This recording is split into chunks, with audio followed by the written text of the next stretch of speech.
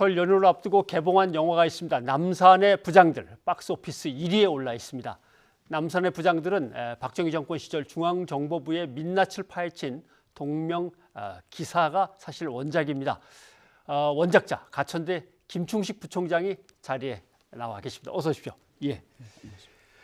저게 기획 기사로 남산 중앙정보부 부장들을 쭉 그리셨고, 그게 나중에 또 두꺼운 책이 돼서 나왔고, 예. 다시 영화가 이제 됐습니다. 요새 이렇게 지나가시면서 남산을 보시거나 남산의 부장들 영화 포스터를 보시면 감회가 어떠십니까? 예, 그 남산 1호 터널 앞에 예. 그 영화 광고가 있어서 굉장히 오. 감회가 새롭습니다. 사실 그 1호 터널 옆에서 그 취조실에서 제가 한번 3박 4일 동안 당한 바가 있습니다. 예. 직접 들어갔다 나오셨으니까. 예. 예.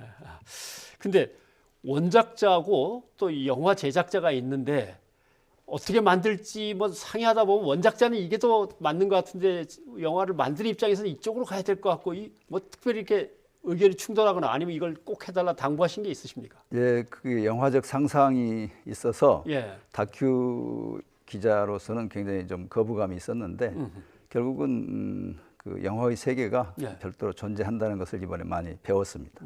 왜냐하면 제가 그 몸이 건조한 예. 기사를 썼을 뿐인데 예, 거기에 영화적 상상을 가미하고 또 그 인사이트를 넣어가지고 찍어서 지금 하루에 25만씩 이렇게 부르는 걸 보고 저도 굉장히 놀랐습니다. 예. 그런데 거기에 이제 어쩔 수 없이 그런지 모르지만 다 가명을 썼습니다. 예를 들면 김재규 중앙정보부장 하면 김규평 뭐 이렇게 되는 거고, 박정희 대통령은 그냥 박통으로만 예, 표현돼서 나온 것 그것은 같습니다. 아마 영화사나 감독 측에서 예. 1차적으로 명예훼손이라든가 사자의 명예훼손 등을 아마 고려해서 혹시라도 무슨 가처분이 있으면 예. 또 그걸 이겨내야 되니까 그런 문제를 생각했던 거고, 또 한 가지는 감독의 얘기를 들어보면 그 내면의 세계를 그렸기 때문에 예. 그 사자라든가 지금 존재하지 않는 사람들의 내면을 감독이 실명으로 헤아려서 말하기에는 굉장히 좀 문제가 있었다는 거죠. 영화의 한 장면 지금 나오고 있는 것 같습니다. 해결하겠습니다. 곽 실장이 또 땡크를 돌린 모양입니다. 여기는 네가 있을 자리 그런 자리가 아니야 이 새끼. 욕도 나오는군요. 예. 근데 영화의 시작은 이제 김형욱에서 시작을 합니다. 김형욱 전 중앙정보부장. 극 중에서는 뭐 박용각 이렇게 돼 있던데요. 예. 4대 이제 중앙정보부장이었는데 박정희 대통령 밑에서 충성을 다하다가 어느 날 뭐 배신이라고 하는 건지는 모르겠습니다만 일단 마음을 바꿨고, 그러면서 이제 박정희 대통령한테 쫓겼고, 그러다가 잡혀서 죽었다. 이제 이렇게만 저희는 알고 있는데 여기서 이야기가 시작되더라고요. 실제로 어디까지 취재가 되고 어디까지가 밝혀진 사실입니까? 그래서 이번에 제가 그 영화 감독에 대해서 굉장히 경탄했던 것은 기자인 제 입장에서는 79년 10월 초의 김형욱 실종 사건 이후에 불과 20여일 만에 박 대통령이 시해당한다는 것은 사실은 기록상으로는 느끼고 있었지만 그 사이에 어떤 인과관계가 있다는 생각은 차마 못했거든요. 왜냐하면 그 계속 일들이 쫓겨서 진행이 됐고 또 뭐 12.12다 뭐 5.18이다 이렇게 되는 새로운 사건들에 쫓겼는데, 지금 보니까 감독은 기자의 맹점이라고 할 수 있는 그런 그 상상의 세계를 갖고 있어서 이 사이에는 반드시 어떤 인과관계가 있다라고 보고 영화를 찍었는데, 시나리오를 보니까 제가 깜짝 놀랐어요. 이 다큐의 맹점을 감독은 또 다른 측면에서 커버하고 있다, 그런 생각을 했습니다. 그러면 실제로 캐릭터 그대로 아주 폭발력 있게 자기의 전임자인 이제 김형욱 전 중앙정보부장이 우리는 실종이라고 알고 있지만 그 내부에서 어떻게 처리됐는가를 김재규 전 중앙정보부장 알고서 마음에서 김재규 정보부장은 그 재판 과정에서도 변호인들한테 나는 그거 모른다, 나하고는 관계없다 하고 끝까지 무덤까지 끌고 갔는데, 사실 지금 보니까 이 중앙정보부 역사상 어떻게 보면 가장 완벽한 그 작전을 수행해낸 결과라고 볼 수 있어요. 왜냐하면 79년 10월에 그러한 그 암살을 저질렀는데 그 자체가 우선 기획 단계에서부터 실행 단계까지 위험 요소가 굉장히 많은 거 아니겠습니까? 예를 들면 72년에 김대중 납치 때도 실패한 경험이 있었고, 근데 파리에서 살해한다는 계획이 섰더라도 네. 미국에서 끌어오는 유인하는 방법이 쉽지 않았을 것이고 김형욱을. 예. 그리고 현지에서 어떤 길러를 고용해 가지고 움직이는 것 자체도 굉장히 여러 사람을 고용해야 되기 때문에 그렇죠. 쉬운 일이 아니었는데 그것을 79년 10월에 완수하고 2005년에 국정원 과거사 진상조사위가 발표할 때까지 통째로 묻혀 있었단 말이에요. 예. 예를 들면 김경재 씨가 김형욱 회고록을 썼는데 그분도 매년 그 비밀에서 해제되는 CIA 기록을 계속 봤다는 거예요. 네. 미국 국무성 기록을. 그런데 거기에도 전혀 안 나오더라는 거예요. 그러니까 미국 CIA나 국무성도 전혀 그 실체를 알 수 없을 정도로 완전 범죄를 25년 동안 그 했다는 것은 예. 대단한 그 김재규의 그럼 보니까 김대중 전 대통령 되기 전입니다만 김대중 납치 사건 때 전 세계를 깜짝 놀라게 할 만큼 들켜가지고 그 주체가 KCIA죠. 예, 그 중앙정부가 그랬는데 근데 김형욱 때는 정말 깜짝같이 완전 범죄를 한 거죠.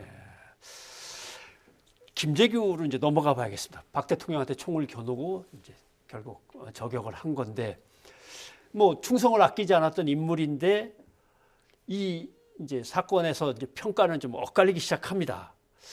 어떤 인물로 보십니까? 정의감과 예. 그 프라이드가 강한 아. 뭐 사나이 기질이 예. 강했던 사람인데 김영욱 그 암살 사건하고 관계가 깊어요. 예. 왜냐하면 우선 김재규로서는 당시에 예. 10월 초에 그 행위가 거의 퍼펙트한 임무 완수를 한 거란 말이에요. 예. 그래서 박 대통령의 큰 짐을 덜었다. 나는 이제 미국 문제, 김형욱의 청문회 문제, 예. 그리고 뭐 최태민 문제, 그리고 국내적으로 뭐 김영삼 총재 제명 문제 예. 등등이 걸려 있는데 바깥의 큰 문제 중에서 가장 난해한 김형욱 문제를 원천적으로 예. 제거했다는 우쭐함이 있었을 거예요. 예를 들면 미국 하원에서 뭐 증언을 한다거나 그렇습니다. 고발을 하면 더 예, 크니까. 예. 회고록도 이제 끊어질 것이다는 자신감이 생겼는데 그 점을 대통령이 평가하지 아니하고 예. 김재규의 관점에서는 좀 더 소국적이 아니라 대국적인 정치가 벌어지기를 민심 쇄신책이 벌어지기를 기대했는데 예. 그와는 역방향으로 오히려 그 차지철 편을 들고 또 무슨 그 계엄령이라든가 예, 발포명령을 북한항쟁에 대해서. 내가 한다든가 이런 것들이 이제 겹쳐서 최악의 사태로 치달았다 그렇게 보고 있습니다. 예.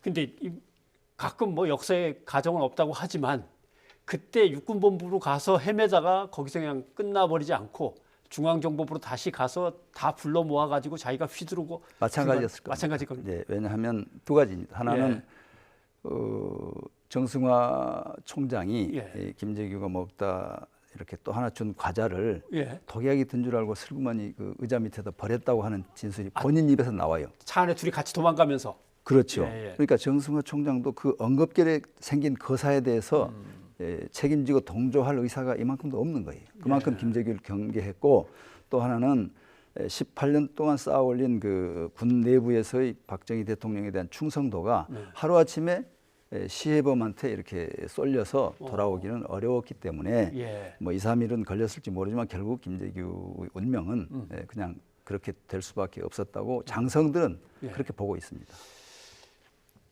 그 이후에 김재규가 자기가 혁명을 위해서 뭔가 대의를 위해서 이렇게 희생된 사람이다라고 주장하는 거는 처음부터 그런 생각이 있었던 겁니까? 갈수록 강해지는 겁니까? 재판 과정에서 민주회복의 투사였다고 본인이 강변하는 것은 뭐 제가 보기에 100%는 아니고요. 예. 한 30% 정도는 유혈 사태라든가 차지철 발상으로 대통령 노세한 대통령이 움직이게 되면 반드시 피할 수 없는 어떤 악몽 같은 예. 일이 생길 거라는 것은 상정을 했고 그걸 예. 막기 위해서 자기는 그런 행동을 할 수밖에 없다. 알겠습니다. 근데 뭐 한 가지만 더 여쭤본다면 당시 동아일보 기자로서 남산의 부장들 사실은 권력의 최고 핵심이자 실세인데 그 사람들을 이야기를 갖다 취재해서 써야겠다라는데 취재는 어떤 식으로 하셨습니까?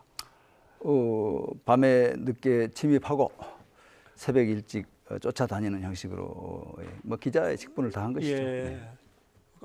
근데 안 만나줄 거 아닙니까? 아니면 뭐 경호도 꽤 있을 수도 있고. 그래서 결국은 뭐 밤 10시에 가서 새벽 1시에 문도 열기도 하고. 예. 알겠습니다. 남산의 부장들이라는 이제 책이 또 사람들한테 다시 주목을 받게 됐습니다. 이 책을 이런 쪽으로 좀 읽어봐 주십시오라고 뭐 당부하신 말씀 있으면 짧게 부탁드리겠습니다.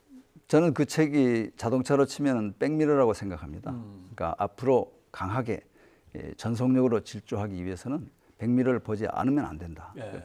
백미러를 계속 들여다보고 있어도 문제이지만 보지 않으면 큰 사고가 날 우려가 있기 때문에 4차 산업혁명 시대 또 AI 시대에도 여전히 우리가 과거에 대한 즉시 백미러에 대한 관찰은 필요하다 이렇게 생각합니다. 네, 알겠습니다. 오늘 시간 내주셔서 고맙습니다. 네, 감사합니다.